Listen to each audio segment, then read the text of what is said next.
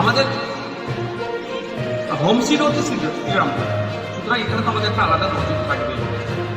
আর ISF অর্থাৎ Indian secular ফ্রন্টের SK Moinuddin vote পেয়েছিল 8.00%। ভাবে আমরা মানুষের দ্বারে দ্বারে গিয়ে আগামী 2024-এ বলবো, আশা করবো মানুষ কিন্তু রাইট আমাদের পক্ষে দেবে। ডিটেলে যাওয়ার আগে আমার ছোট্ট ইউটিউব চ্যানেল নূর পলিটিক্স সাবস্ক্রাইব করুন সবার আগে পাওয়ার জন্য।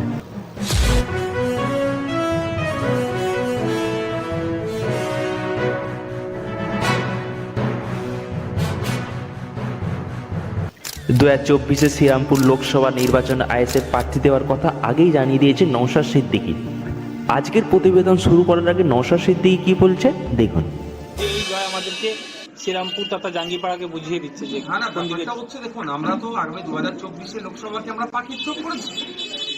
তো আমাদের হোম সিট হচ্ছে শ্রীরামপুর, সুতরাং এখানে তো আমাদের একটা আলাদা নজর থাকবেই। তো আজকে আমাদের ধরুন এটা একটা প্র্যাকটিস ম্যাচ ছিল, আমরা প্র্যাকটিস ম্যাচে যথেষ্ট ভালো রেজাল্ট করেছি এবং শাসককে এক কথায় সারা রাজ্য জুড়ে কাঁপুনি ধরিয়ে দিয়েছে ফুরপুরা হাই মাদ্রাসার অভিভাবকরা এবং ফুরপুরা অঞ্চলে যারা নেতৃত্বরা, যাদের প্রচেষ্টায় এই রেজাল্ট হয়েছে। আমি তাদেরকে ধন্যবাদ জানাই আজকে সাংবাদিক সম্মেলন থেকে। সত্যিকার এদের সকাল থেকে উঠে রাত পর্যন্ত যেভাবে টানা এক মাস এরা মেহনত করছে, মানুষের কাছে গিয়েছে, অভিভাবকদেরকে বুঝাতে পেরেছে, বোঝানোর ফলে আজকে আমরা হাতে নাতে পাচ্ছি যে দুর্নীতিমুক্ত এবং স্বচ্ছভাবে শিক্ষা প্রতিষ্ঠান পরিচালনার দায়িত্ব তুলে নেওয়ার কথা যে বলেছে, মানুষ সাড়া দিয়েছে। একইভাবে আমরা মানুষের দ্বারে দ্বারে গিয়ে আগামী 2024-এ বলবো, আশা করবো মানুষ কিন্তু রাইট আমাদের পক্ষেই দেবে। ফুরফুরা হাই মাদ্রাসা ভোটে শাসক দলের ধাক্কা, আইএসএফ ও সিপিএম জোট প্রার্থীর কাছে হার, শাসক প্রার্থী 6টি আসনে জয়ী আইএসএফ প্রার্থী। 2011 সালের পর থেকে এই হাই মাদ্রাসাতে কোনো নির্বাচন হয়নি। বিরোধী শিবির আদালতে দ্বারস্থ হয়ে হাইকোর্টের নির্দেশে হাই মাদ্রাসা পরিচালন সমিতির ভোট হয়।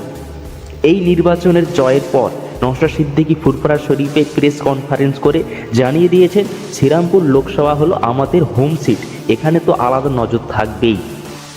আমরা প্রথমে শ্রীরামপুর লোকসভা সম্বন্ধে আগে জেনে নিই। শ্রীরামপুর লোকসভা কেন্দ্র হলো ভারতের 543টি সংসদীয় কেন্দ্রের মধ্যে অন্যতম। পশ্চিমবঙ্গের শ্রীরামপুরকে কেন্দ্র করে এই নির্বাচনী কেন্দ্রটি গঠিত। 27 নম্বর শ্রীরামপুর লোকসভা কেন্দ্রের অন্তর্গত 5টি বিধানসভা কেন্দ্র হুগলি জেলায় অবস্থিত এবং 2টি হাওড়া জেলায় অবস্থিত। এই 7টি বিধানসভা কেন্দ্র হলো জগৎবল্লভপুর বিধানসভা, ডুমজুর বিধানসভা, উত্তরপাড়া বিধানসভা, শ্রীরামপুর বিধানসভা, চাঁদদানি বিধানসভা, চণ্ডীতলা বিধানসভা, জাঙ্গিপাড়া বিধানসভা।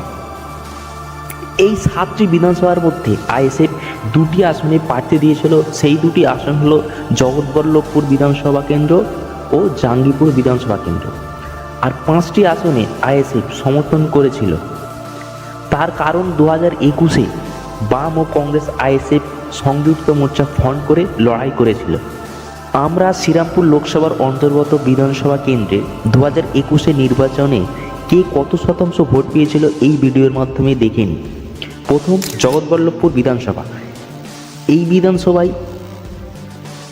তৃণমূল কংগ্রেস ভোট পেয়েছিল 49.00%, বিজেপি ভোট পেয়েছিল 37.00%, আর এমআরএসপি অর্থাৎ আইএসএফ ভোট পেয়েছিল 11.00%।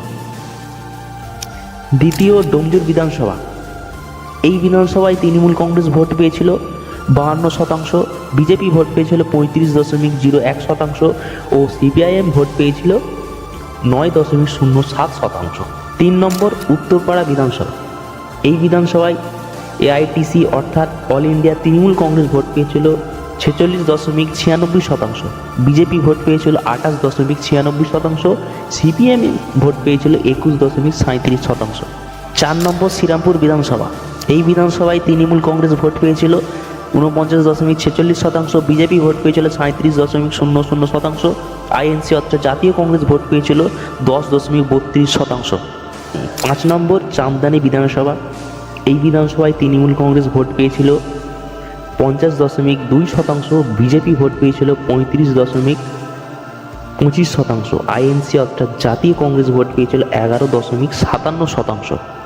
6 নম্বর, চণ্ডীতলা বিধানসভা। এই বিধানসভায় তৃণমূল কংগ্রেস ভোট পেয়েছিল 49.79%, বিজেপি ভোট পেয়েছিল 29.83%, সিপিআইএম ভোট পেয়েছিল 17.94%। 7 নম্বর জাঙ্গিপাড়া বিধানসভা। এই বিধানসভা তৃণমূল কংগ্রেস ভোট পেয়েছিল 48.00%, বিজেপি ভোট পেয়েছিল 40.00%, আর আইএসএফ অর্থাৎ ইন্ডিয়ান সেকুলার ফ্রন্টের এসকে মঈনুদ্দিন ভোট পেয়েছিল 8.00%। অর্থাৎ আমরা যদি 2019 সালে শ্রীরামপুর লোকসভা নির্বাচন দেখি, সেখানে এআইটিসি অর্থাৎ অল ইন্ডিয়া তৃণমূল কংগ্রেসের কল্যাণ বন্দ্যোপাধ্যায় ভোট পেয়েছিল 45.50%, আর বিজেপি দেবজিৎ সরকার ভোট পেয়েছিল 38.47%, সিপিআইএম ভোট পেয়েছিল 10.68%। অর্থাৎ এটা পরিষ্কার, এই লোকসভা কেন্দ্রে আইএসএফ যদি প্রার্থী দেয় একটা ভালো পরিমাণে ভোট কালেক্ট করবে, এটা তো পরিষ্কার। এবং বাম ও কংগ্রেস যদি সমর্থন করে আইএসএফের জেতার চান্সটা অনেকটাই বেশি, যে এটা তো পরিষ্কার। যাই হোক, আজকের প্রতিবেদন এই পর্যন্ত। সম্পূর্ণ পলিটিক্সের দিকে আমার নজর থাকবে, আর অবশ্যই নূর পলিটিক্স চ্যানেলটি সাবস্ক্রাইব করবেন। ধন্যবাদ।